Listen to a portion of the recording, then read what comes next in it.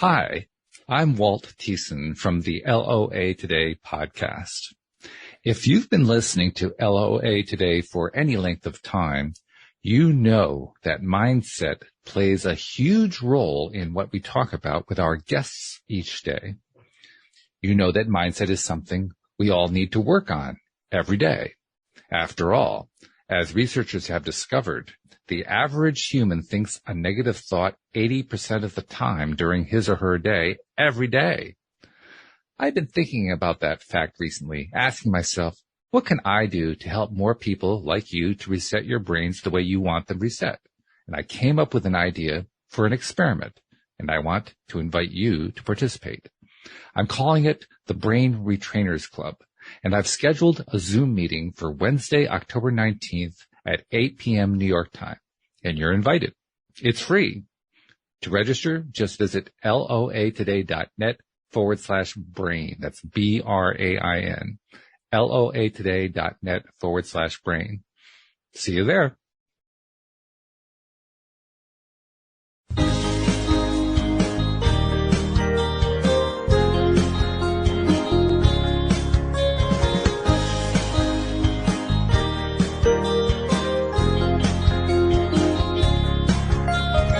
Welcome to LOA Today. I'm Walt Thiessen. With me today are Louis D'Souza and Anne-Marie Young. This is your Daily Dose of Happy. We are so happy you decided to join us today.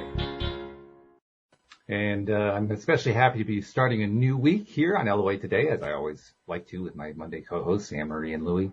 And it's kind of like the way I know that the week has started, because when we do the first episode of the week, like, oh, okay, yeah, here we go. You know, other people, they get frustrated with Mondays. For me, Monday is the signal, like, oh, yeah, good episode coming up. Here we come. This is going to be good. So, and we have a special guest joining us today who I'm sure is going to even add to that more. Her name is Andrea Petrut. I forgot to ask you the pronunciation of your name. Did I get that right? Very good. I got it. Boy, first try. Who knew? But, yeah, Andrea has one of the most interesting titles I've ever heard. I mean, you know, when you book a guest, you find out, you know, what it is, who they are, what they do, and so forth. And there's usually, they give themselves a descriptive title to identify what they do. She describes herself as an intuitive co-empowerment thought leader. I mean, now there's an interesting title. I never heard that one before. That's really good. Very creative. So welcome to the program, Andrea. How are you doing today? Thank you. Thank you, Walt. Thank you, Louis. Thank you, Anne-Marie. I'm really happy to be here. I'm really great. It's Thanksgiving in Canada, so I'm giving gratitude to all of you that I'm here and we can share this moment together. Fabulous. Happy Thanksgiving. Happy Thanksgiving. Yes. That's a wonderful Thank thing. you. So tell us a little bit about yourself. I mean, you have a bit of a history. Give us that history. Oh, yeah. So I'm originally from Romania. I was born in 1981, and I say it because recently I've seen that people take me as a teenager, and I really appreciate that, but still, I'm 42 people. Anyway. I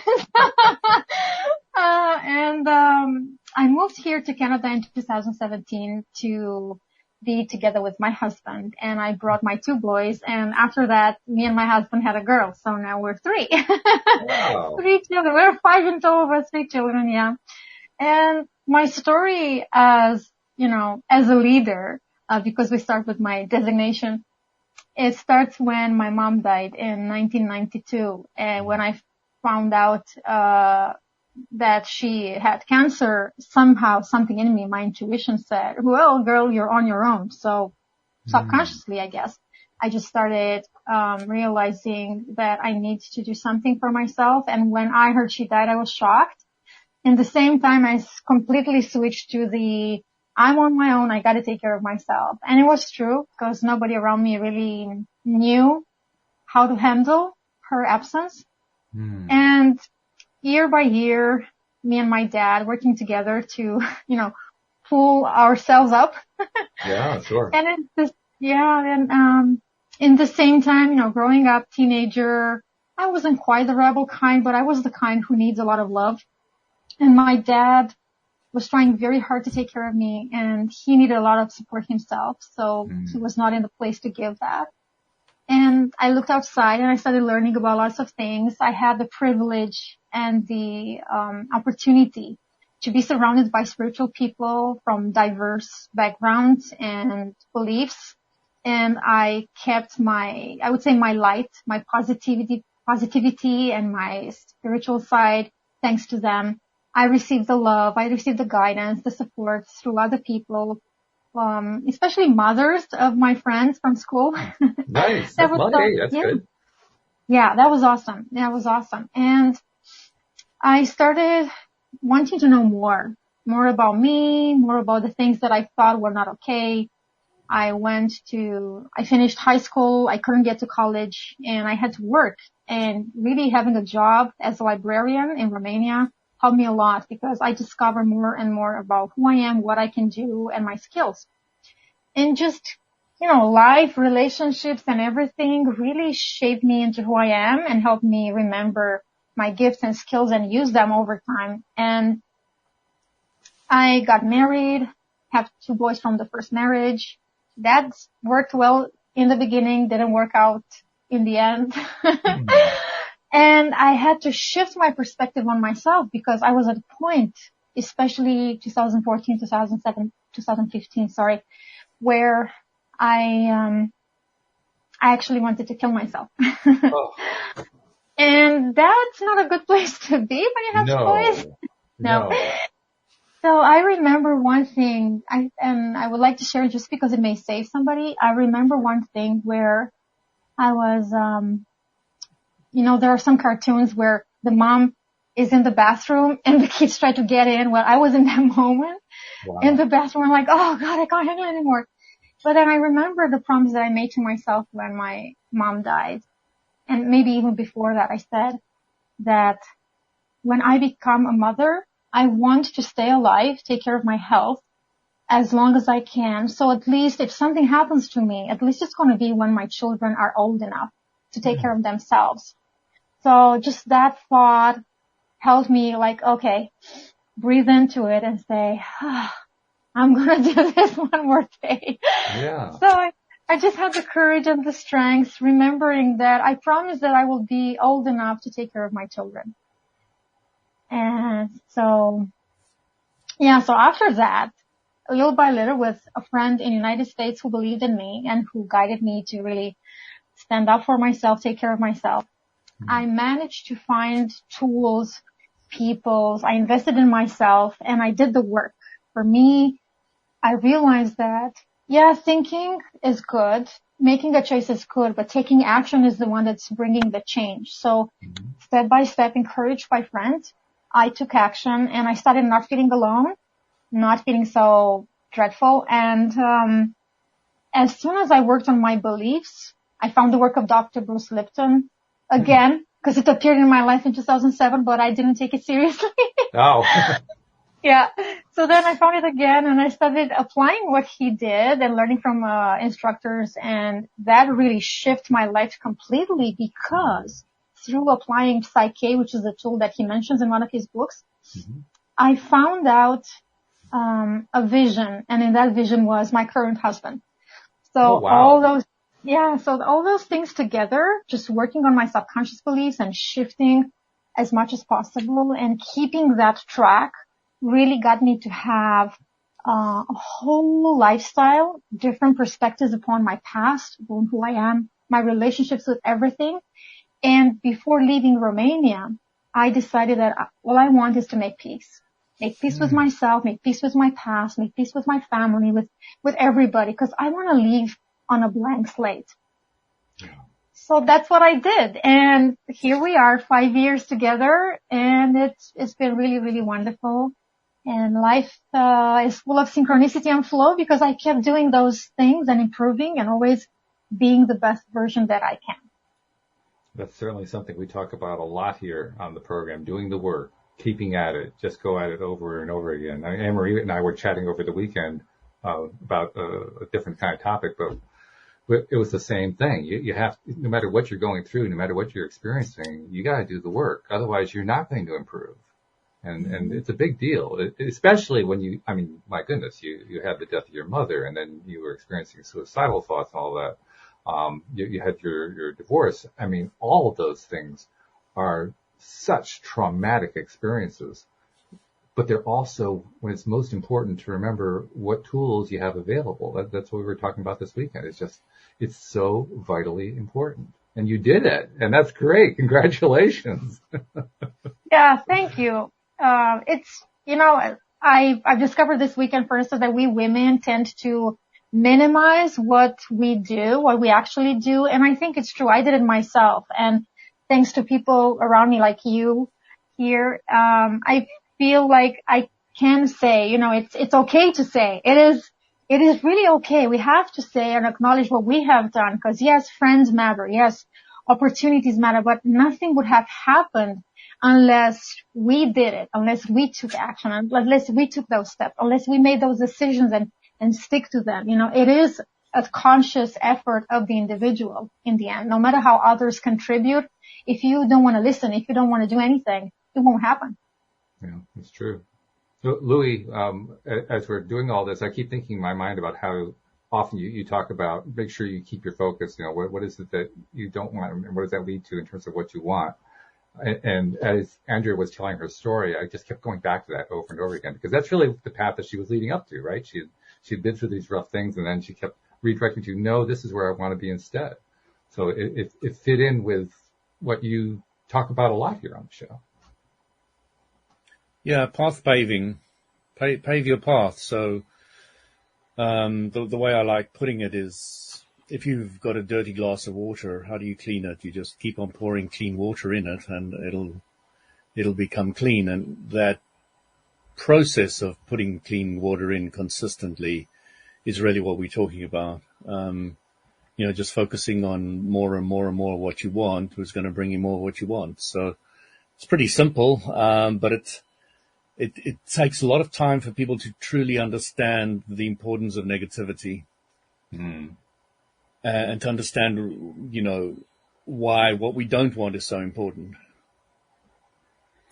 Yeah, sometimes we experience negativity very, very deeply and hard and harshly and so forth, so it becomes pretty easy. But a lot of times the negativity is a little bit lighter, and it's easy to skip over it. So that's why it's such an important thing to remember, that negativity is actually useful if we can just remember to take advantage of it and say, okay, what do I want instead? I mean, Anne-Marie, you and I were talking about this idea a lot over the weekend, and without getting into the details of what we talked about, it's an ongoing thing, really, because we all have difficulty, stuff going on in our lives. We all have challenges that come along. Sometimes they're really deep. Most of the time they're relatively shallow, but we always have to face up to how we're going to handle these things. Absolutely. What do you think about when you think about that? So when I think about it, I always it's amazing how much more quicker you catch it. And I do what Louis said. I think about, but don't focus on what you don't want, focus on what you do want. And that's what I tend to go to. But sometimes it is literally just going back to the very basics of taking myself to the present moment, doing check-ins all the time, just all the stuff that you kind of start when you start these kind of practices. So they're things you start with. And sometimes I just go straight back there, start fresh, and build myself back up. Yeah, that's really it. It's also one of the things that another thing that you and I were talking about this weekend that really makes a difference. I mean, Andrea, I'm curious to know what your take is on this. When you're in a really bad place, that's when you find out just how valuable your social network is. The people that you are socially connected to, whether it be family, friends, whatever, because they can actually help you get through rough times if you have the right social network built up. And when someone doesn't have a good social network built up, that's when it's even harder, because now you can't even lean on anybody else to help you, guide you through whatever it is you're going through. I would look at it slightly differently. Sorry. No, please. Andrea, Walt, I would say that if you have come to understand the law of attraction, you'd understand that even if your social network is minimalistic or if non-existent, if you really focus on what you want, you will draw towards you in any shape or form something that'll come and help. So that's what I'm really looking at the moment is, I really don't mind who's there and who's not there. I'm just really focused on what I want and let the universe bring the cooperative components closer to me so that I can work with them. But, yeah. What were you saying, Andrea? Yeah, I was saying that I had both situations happening. So I was deep down, we call it the Marian, like the Marian dip, and I don't know, something like that. So I was really, really deep down in the dark stuff and couldn't pull myself out. It was even physically painful, just mentally, emotionally, spiritually, and even physically painful. And there were moments where I had a friend who talked to me, who really encouraged me, and I got into that space where I could make changes. But I also had moments where it was just me and God, just me and myself and I. But in that me, myself and I was the higher power that I believe in. And, that's why for me now, when I talk to people, I say, maybe somebody believes in you and you have that person to hold on to build something that helps you, that supports you. Maybe there's no human in that moment that you can talk to who believes in you, but there is always something else beyond ourselves that really cares about us, that really holds us. And I think, Louis, here could be that the universe, you can also say universe, that holds you and is going to bring you what you need. And sometimes, I know it may sound simple and it's like, oh, this is, I keep hearing it all the time, but it's true. Ask and you shall receive. Keep asking, keep wanting from all your heart, keep nurturing that ask. And like you said, it's going to come. Like, at the right moment. It may be hard to go through something at some point, but there is a space where God, the universe, meets you and you're going to get that help. That journey of understanding and finding the non-physical part of yourself, which we might call source God, etc., I think it's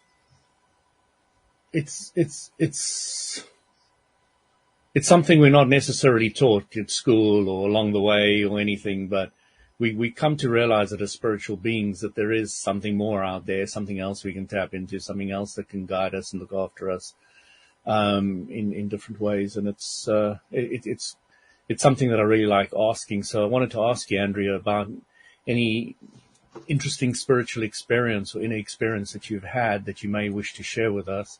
Also, you mentioned your parents were of, I think, different religious or spiritual backgrounds, or the same, or I'm not sure, but I'd also be curious to know what that was. My family is a mix. So my father is, I can call him an atheist, but I don't think he really is, because he believes in a high intelligence in the universe. So for me, that's not quite an atheist, but anyway, depending on how we define it. So for me, my dad is a believer and he does have his own spirituality. And because the freedom he gave me in believing whatever I want to believe in, and because of the conversations we had when I was older in my teenage years about, this belief that he has, really opened up space for a lot of stuff. And in childhood, the most, let's say, the one who impacted me the most is my grandmother. She's Christian, or she was Christian Orthodox, and she kept her rituals. She had her faith, and I got used to those things. And the biggest thing that impressed me, related to my grandmother was her unconditional love, her devotion, and her resilience, and all those combined for me were like, this is not human. That love that she has, forgiving somebody who hurt her, who's a love person. My uncle beat her. My uncle was physically abusive for a long time, and also mentally, and my mother, I don't know, because I haven't seen my mother do much. She was busy teaching. My dad was busy working. In Romania in those days before 1989, we lived in communism.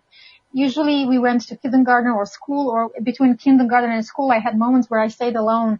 This is not legal. It's not okay in Canada, in the United States, I guess. I was alone when I was less than 6 years old in the home, many hours. So, I had different upbringing. My spiritual life has been freedom, free to think, to be whoever I wanted. And one thing my parents never knew, and my dad will find out only if he's going to read my next memoir, my first memoir that I'm writing, is that I had experiences that I could not share with anybody.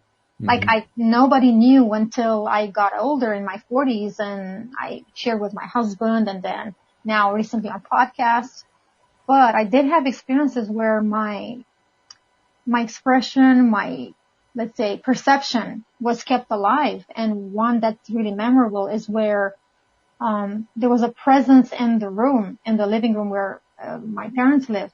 And I was alone at home playing with toys, and I felt that presence. I turned around, and it looked like an angel, but that didn't have wings, just simply some hollow things instead of eyes, and the rest was light. And it was almost as tall as the room, and I simply felt called to just slowly move into the place where the being was. And I felt like recognizing that thing, whatever that was. And when I went inside the space and I turned towards the windows, I could physically see the windows, that everything went white, a certain kind of light. And I started having in me, in my whole being, the feeling of oneness. Now I can say oneness, but then it was infinite love, infinite security, infinite protection, infinite light, infinite presence, and simply feeling that you are not alone, Andrea. You are all and nothing, you know, and you are not alone. And I kept that in my DNA, I think, in my bones, because for many years, especially after my mom died, I felt that I'm not alone. I felt that the higher power, source, spirit, God, is with me. And I could pull it up. I could go through all the challenges after my mom died and really pull myself up and become the pillar for myself and others. And I disconnected from that experience, and it took me about 20 years to get back, after coming back to all sorts of practices and remembering who I am. But yeah, my spiritual life is a combination of having experiences where I kept these insights, intuitions, perceptions alive, not by myself, but with help of all sorts of things and experiences, and also by finding tools, people, having them in my life, applying and using them. And then, you know, they got more and more and more to where my life has been serendipity in the last 2 years. Sorry, you said your life has been? Serendipity. Oh, serendipity. That's the word I missed. Okay. Yeah, or synchronicity, how people say, yeah. Yeah, I mean, synchronicity comes and goes as enlightenment or alignment comes and goes. And the thing we were discussing a fortnight ago on the podcast was, as I said to the lady, if we were always happy, we wouldn't know we were happy. So true. And a lot of people don't really get that. They always want to be happy and have peace everywhere. And if you had peace all the time, you wouldn't know it was peace. You know, you'd be clueless. So we really need to understand in life, I find more and more, specifically looking at the ecological environment and soil that I'm big into at the moment, is there's everything's linked to everything else.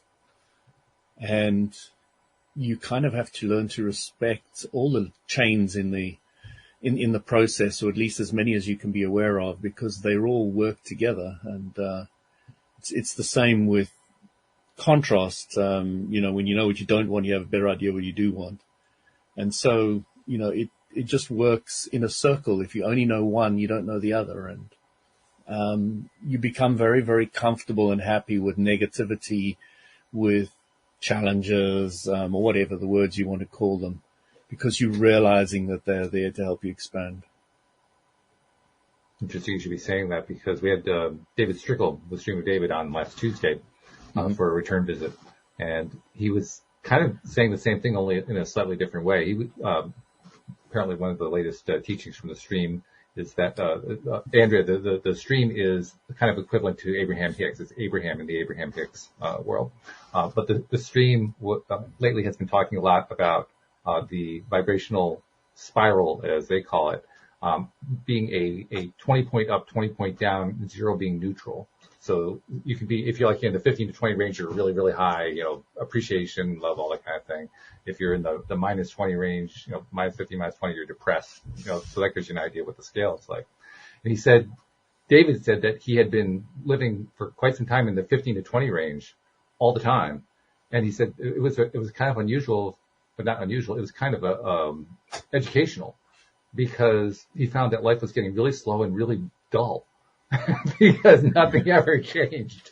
And so he brought himself back down into like the 10 to 15 range, so that'd be still good, but not dull and boring. Like, oh my God, do we have to keep living this way? This is tiring. That's true. So because I find like if I'm like really down, I don't fear those moments half as much, because I know that when I come back up, I'm going to feel really, really good, and I'm going to have learned something, and I'm actually going to be quite proud of myself, because I do go into myself. So it's only me to get me out of it. So I find those moments actually quite powerful.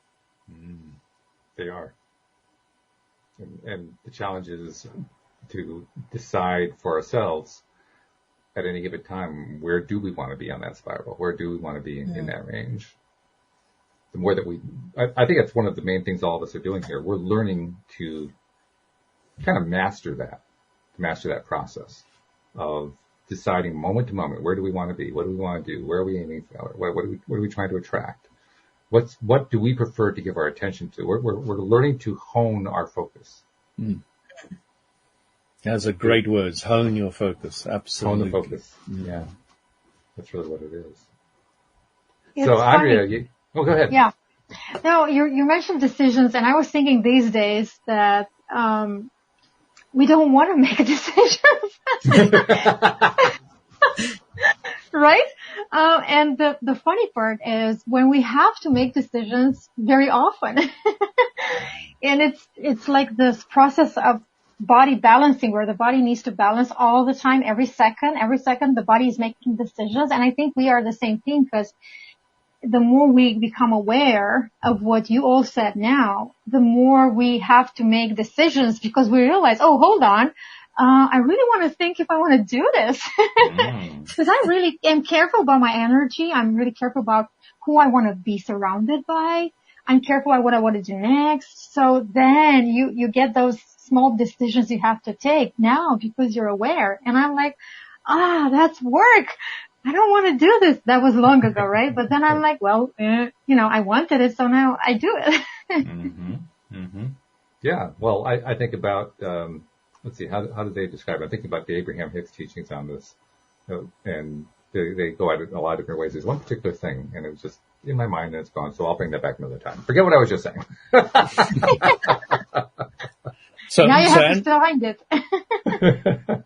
So Andrea, what I came to realize with the Abraham Hicks teaching and the law of attraction was that I never worry about who's around me. I have no interest in that whatsoever. What I want to do is keep my own energy strong, and the law of attraction will bring the correct, appropriate people to me. So I'm not working on pushing anybody away. I'm only focusing on keeping my vibration high. And it's a far easier place to be than to say, I don't want that person, I don't want this one, I don't want that. You're just saying, I'm just going to keep myself positive. And if they are negative and they come into my space, they're going to be spun out. They're going to be thrown out. They're going to be pushed away by my own aura. They're not going to be able to stay there. Or they'll be kind of like, or they will come and they'll raise themselves to my vibration. So your job is only just to keep your own vibration high. It's not to do anything with anybody else. I think you're right. And like Andrea said, some of us really just don't like making those decisions, and we don't want to, as much as we don't want to take that accountability for what we're creating and for what we're attracting. I find that sometimes really hard, I have to say. I didn't ask for that. Damn it, I did. It's your fault, Anne-Marie. It is my fault. It's my own fault. Well, actually, that's something I've been wrestling with, particularly lately, is recognizing that just because I'm experiencing something that I really don't like doesn't mean it's my fault. I mean, I think it's actually kind of unhelpful to turn the situation into praise or blame. I think it's more appropriate to say, well, probably. Did I have a thought process that led up to this? Well, yeah, obviously I did. Otherwise I wouldn't have experienced it. But just kind of take the right and wrongness out of it. Cause I think that screws me up more than anything else. Saying, Yeah, I mean, absolutely, Walt. Yeah. Every subject's two subjects, so let's take the subject. The subject would be blame. So you could say, I'm going to use this blame to help make me stronger, or I'm going to use this blame to make me feel bad. So again, it's another choice, all about one subject. Which way are you going to look at it? Mm-hmm. Yeah, what am I going to learn from this is one of my questions. That's a good question. Not easy to remember, but when you can remember that, that's going to really redirect you quickly. Absolutely. Yeah. Quicker and quicker and quicker, and it becomes easy and easy and easy because you've practiced it and you become an active vibration for it. Mm. Yeah. That's true.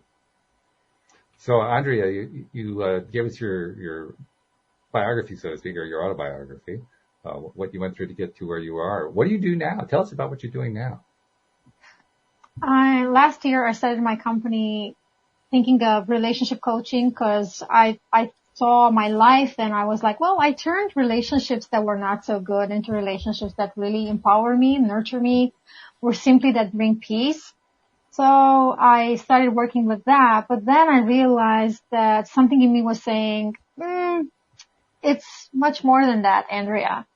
And I had to go through a process of self-leadership, self-discovery, of really getting uncomfortable to recognizing that I am a leader. So I got to start leveling up and really use all my gifts, because leadership is where I thrive and where I can bring the best that I can serve people with. And now I do leadership coaching, especially for those who are intuitives, empaths, visionaries, anybody who has a mission that is called for in their heart and they want to be change makers today. It's interesting to me that you start off describing it as a relationship coach and then you talk about it as leadership. What's the connection in your mind there? Well, a leader needs to have good relationships with themselves, with others, with life, with their mission, with their values, with beliefs, and to be able to build relationships, because if you want to bring change, you gotta have those relationships in place, especially if there are things you cannot do and you need somebody else to help you, either you delegate it to them or you collaborate with them in any ways. You know, even with clients, you gotta know how to communicate well and how to have good relationships with clients, because there are many people who they are very good in many ways, but they really don't do well in relating with their clients or colleagues or employees. And that can be solved by just reminding yourself of certain things and working on your beliefs and really going deep down in your heart and bringing the best of you out there. And for me, especially, relating comes naturally. I build my network. One word in my mind was not actually three words from the start. I'm a natural connector. Everywhere I go, I make connections and see, this person could really be helped by working with that person or being connected with that person, or, I feel drawn to certain people. So it comes naturally for me. And I realized by talking to people that not everybody has that. And I'm like, okay, I thought everybody could do this. No, Andrea. I'm like, okay, so then I can bring that in. So I combine the two, being able to relate in a healthy way with yourself, life, and everything around you. Like you mentioned here, I think all of you in different ways or in the same way, relating to life, so all things on the planet, that goes for sustainability for all of us. And also relate to whatever you need in your specific goals, your specific things, whatever you want to do as a leader, whether it's leader in your own life, leader in your family, leader in your business, community, whatever that is. And you mentioned that, I don't remember the exact phrase, but the gist of it was you need to go into your own heart to find this information. What does that mean to you when you say you go into your heart? Like how does that manifest?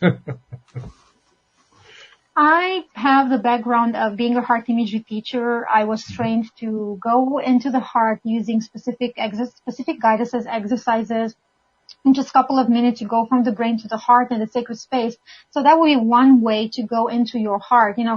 We hear this very often, heart-centered or connected with your heart, but means different things for different people, although it's in the same place, in my opinion.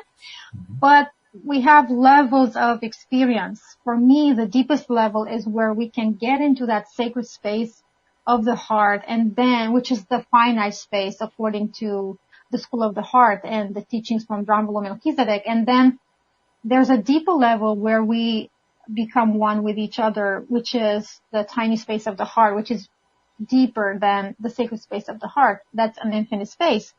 And by doing that, that is a place where you can see your guidance. See, sense, feel, or know, because each of us has different gifts of perceiving. So this sound could be one way, visualizing colors or whatever, it could be another way. But it's the experience inside the field of the heart that for me is the deepest level, because that's where we get the answers. You know, we can say intuition, we can say heart's intelligence. The same words can direct to the same place. That for me is the deepest level of being connected to the heart. And that's what guides me on my path. Whenever I need guidance, I go there because I believe we all have the answers within.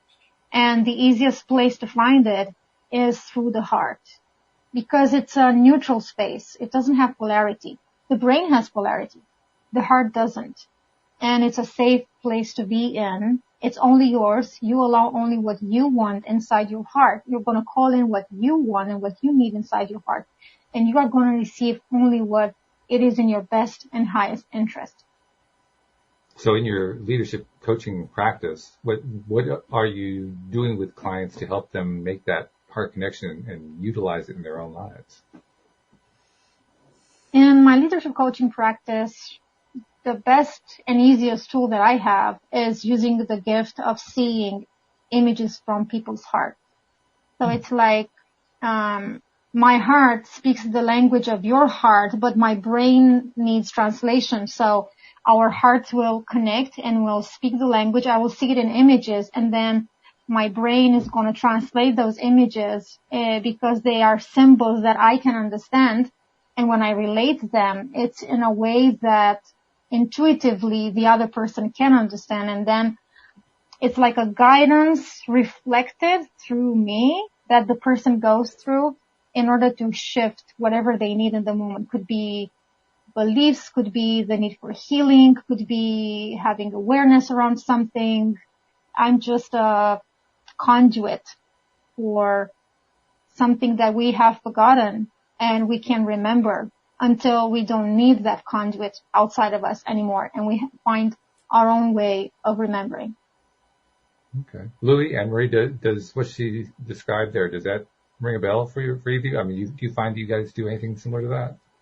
No, I've never. Oh, sorry, Louis.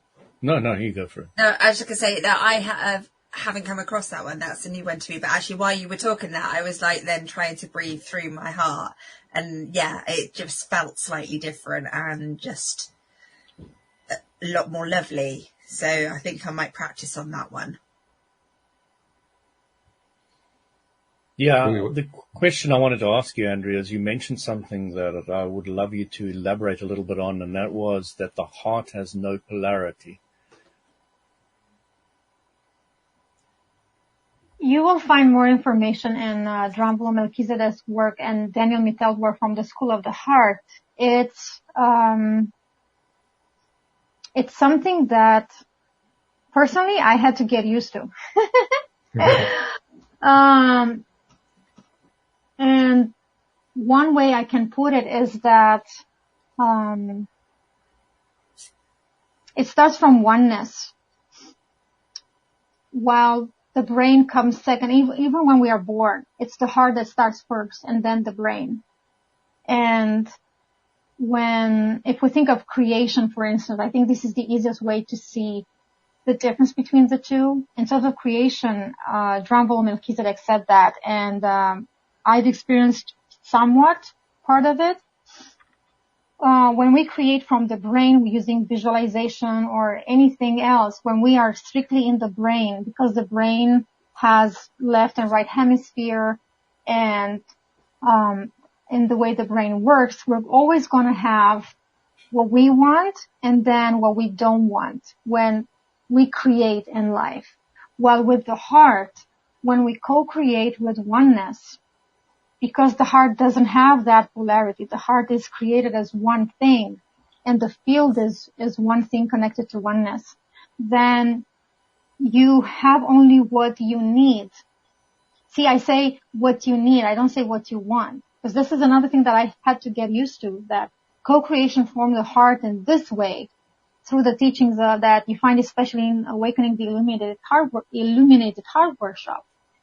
You learn that when you connect with your higher self, with the divinity within, which is not polarized, then you co-create by receiving something that you need, that your mind may not be able to grasp, may not be able to think about, and is it not in a way that your mind can perceive. It's another it's another level of consciousness inside your heart. So, Drambalo says this is a journey that we need to take back. We used to live from the heart. We used to dream from the heart.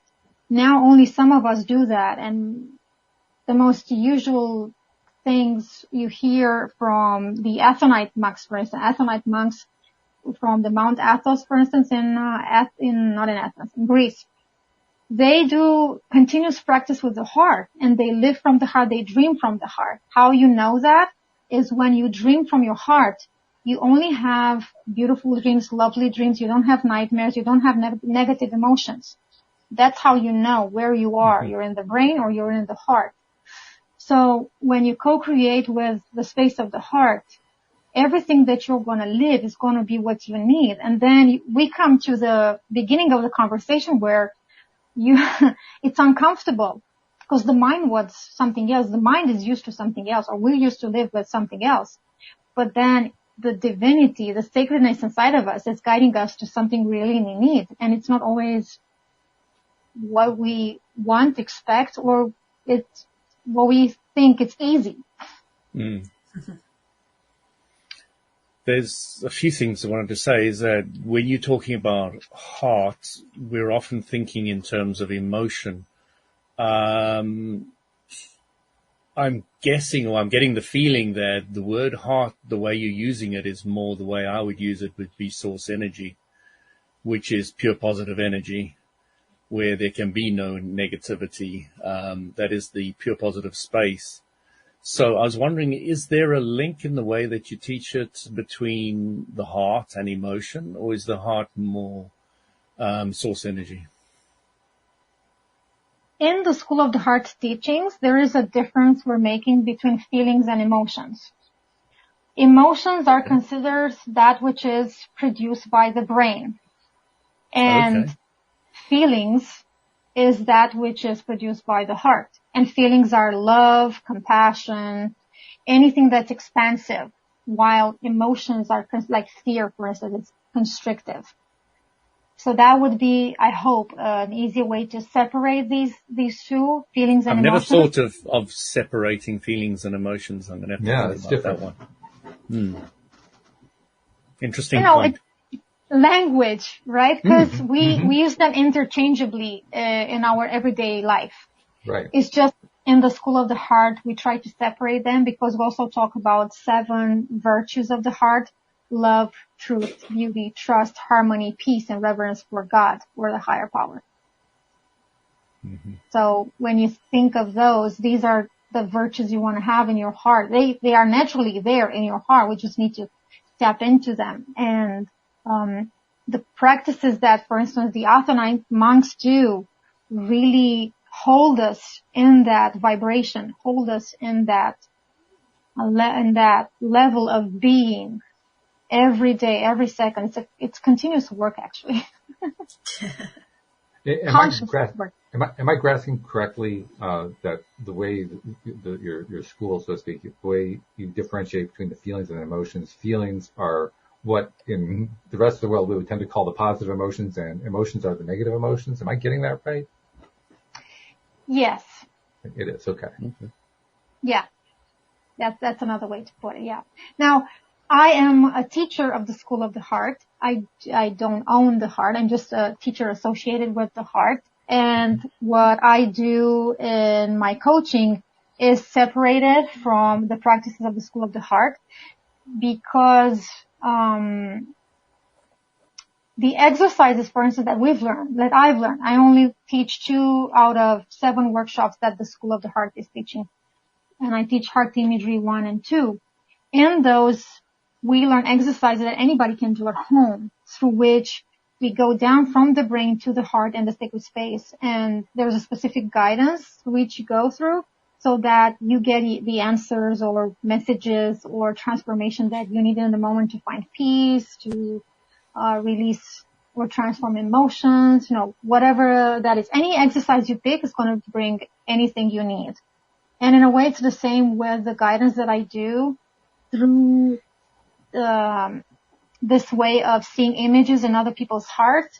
The difference is that what I do is not an exercise. It is something that happens according to the needs in the moment of the person in front of me. So it's like their higher power is guiding, if the person allows to be guided, is guiding the process that they need to go through in order to receive what they need in the moment.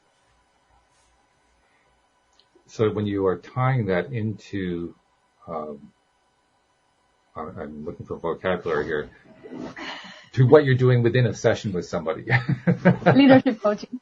Yeah. Right, leadership coaching, yeah. So in the context of leadership coaching, when you are in that moment with them, you're engaging not just on a verbal level with them, but you're also doing this other part to essentially connect to who they are. And I'm not quite sure exactly what you're doing with that information, but you're making that connection.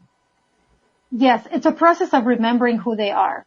Basically, that's what it is. And it doesn't come from me, it comes from themselves, which for me is fascinating, to be able to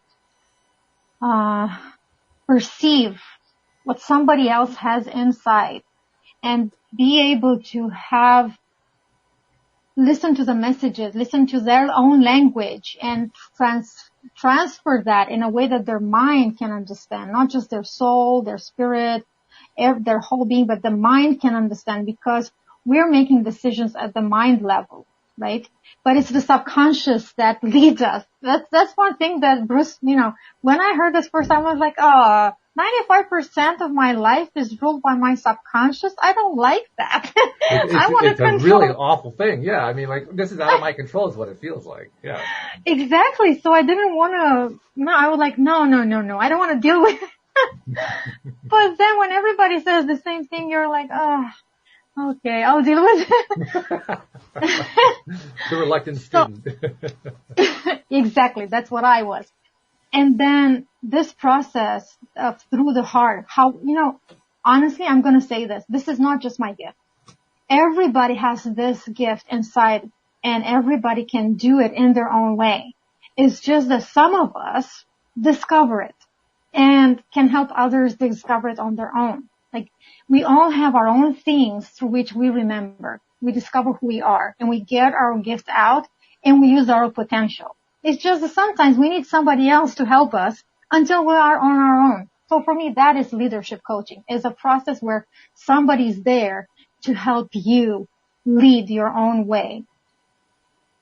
That's interesting. So basically redirecting the word leadership away from what is typically used, like in business circles. I'm going to teach you, I'm going to be your leadership coach. Okay. Taking it away from that concept and putting it into the concept of, I am, through this coaching, leading you to your own self. It's a different use of the word leadership. That's why I say co-empowerment, because it is a process we do together. It's a do with process, not do unto. I'm there with you. Like, even literally in the journeys from the heart, I am very often next to the person in that vision. I'm really next to them. They feel me. They sense me. I'm right there with them, seeing what they see, feeling what they feel. It's not, I'm just an observer. I'm not just an observer. I'm right there with them. If they see something that's very traumatic, I can perceive that and I can help them shift that just because I hear what their heart is guiding them to go through. It's very interesting. I'm telling you, I've been in awe since I've learned how to work with people in my own way. And it is a journey that's very challenging and difficult when you see people around you doing things in a way that you're like, I don't want to sell like that. I don't want to market like that. I don't want to talk about it like, for me, it's different. It's been a lonely journey until I found other people like me. Mm. Well, that's understandable, sure, because we do look for people who are like us, who we can identify with and share things with and so forth. Anne Marie, I know that you're just in the early stages of taking your earliest steps into the coaching space. When you're hearing this, what are you thinking? I'm curious to know what's going on in your mind right now. Oh, it just sounds so fascinating, and I love the fact that you picked on leadership and your explanation on how you do your leadership. You're leading people. That's just literally, if you're going into coaching, that's what you want to do. You just want to empower people to just achieve what they want to achieve. And it just sounds very exciting. Just makes me feel quite pumped up. Well, that's cool. That's a nice response. Of course, Louie's been coaching for forever, usually in the sauna, but he's been coaching all over the place. I don't coach. Okay, so I just share my passion. That's fine. That's all right. You can call it whatever you want. I don't really care. I don't want to use the word coaching. No. It's like me not wanting to be a guru, right? Yeah. No, I like the idea of a guru. I know you do, yeah. Because a true guru doesn't teach. He doesn't push. He doesn't That's fool. true. He shows by his living example. Mm. That's true. But when you were hearing what Andrea was thinking, what were your impressions? It fits in pretty much exactly with the way I think it and see it, but with different words, different angles, different structure. And of course, that is what is great about anybody on this planet is if you've learned anything, you can start sharing it with somebody else. And a lot of people get stuck at that stage of, I've only just had a little bit of experience. I can't teach anybody. And that's not really valid at all. And everybody's drawn to different people. So some people were drawn to Andrea. Nobody will be drawn to me, but that's okay. No, we know that's not true. You've told us stories in the past how people are drawn to you. Don't give us, you can't pull that one. Sorry, you're not getting away with it. So, everybody's drawn to different kind of teachers. Some people want a loving heart teacher. Some people want a mental mind teacher. Some people want, this kind of teacher, that kind of teacher, devotions, etc. So the yogis have broken it down to about 4 or 5 different types of people who need different types of teachers. And when I heard it the other day, it's like, wow, that's spot on. Absolutely spot on. You can pretty much break any seeker or student up into those divisions. And, I've always go back to the yogis. They've definitely looked at this in so much more depth and detail and structure and clarity than almost anybody else I found on this planet. But from not out of body like Abraham Hicks type people, from people that are talking from their own perspectives, etc. So yeah, it's just curious as to how you've been doing it, Andrea, and it's really, really interesting. And I admire you for taking the steps and following your own path and doing it, because I can see there's a deep level of honesty and clarity about what you're doing. And I've always loved and appreciated that when I see it in somebody. Also, you've got a really nice, if I may say so, aura. You've got a strong, clear presence, and I'm always, appreciative when I bump into people like that. Thank you. Yeah, as I said, it's quite a journey, because I found myself in the position of the person you just mentioned, where, I'm at the beginning, but I haven't worked with many people like that, blah, blah, blah, blah, blah, blah, And then when you look around, you see people who are already made a lot of money and did a lot of stuff. Why? Because they had courage. That's it. They just went through it. So now they took the bull by the horns and ran. Yeah. Yeah. And I have to recognize I had fear, and I've learned through experience to say, you know what, fear, you're my friend. Because resistance and fear, or any kind of resistance, just shows you're on the right path. Like I keep hearing mentors saying the same thing, and I've lived it myself. So when I have it, I'm like, oh, you're here. Oh, okay, good. So I'm going to keep moving. You're going to be here. You can stay right here inside me. I'm going to go through you. I'm going to go with you, but I'm going to go because this is a clear sign I'm on the right path. So no matter what, just do it because you're going to get the experience. You're going to get, it happened to me too. It comes. Just like you said, Louis, with that thing of just keeping the track, and the universe is going to bring. That's what happened to me too. Interesting. How you really embrace the fear that way.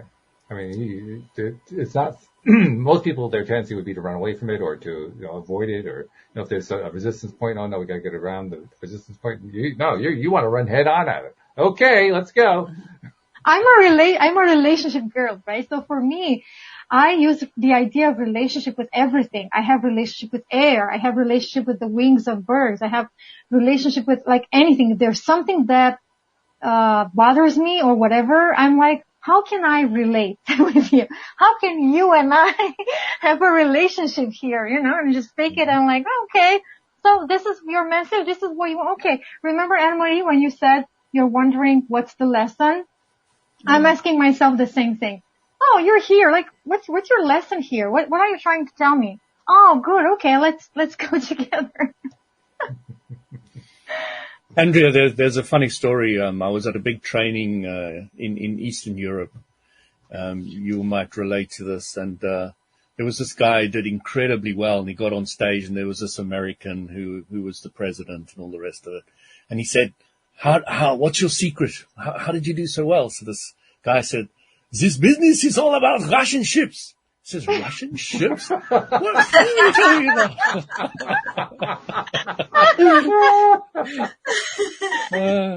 It was so funny. So there's an inside joke in the company that this business is all about Russian ships. I thought specifically appropriate in this day and age. There is another joke that I think I can say, and I really ask forgiveness now for whoever is listening and is making connections, but before 1989, when Ceausescu was the president of Romania, of communist Romania, adults used to make jokes, and we, the children, we used to tell them, why were you not supposed to at the corner of the street? Of course, that's what children are supposed to do, right? That's the child's role. Out loud. So the joke is that Ceausescu goes to France, and then, he comes back and people ask him, oh, so do you speak French? And he said, putain. Now, Putin is written in the same name as putain. So, and putain means just P-U-T with a thing, underneath, and I am. So yeah, like just those jokes then seem like so awkward now. with certain things like, ooh, okay. Yeah. Careful, we might get a nuke, huh? No. Chocolate, you mean? Nuts, yes.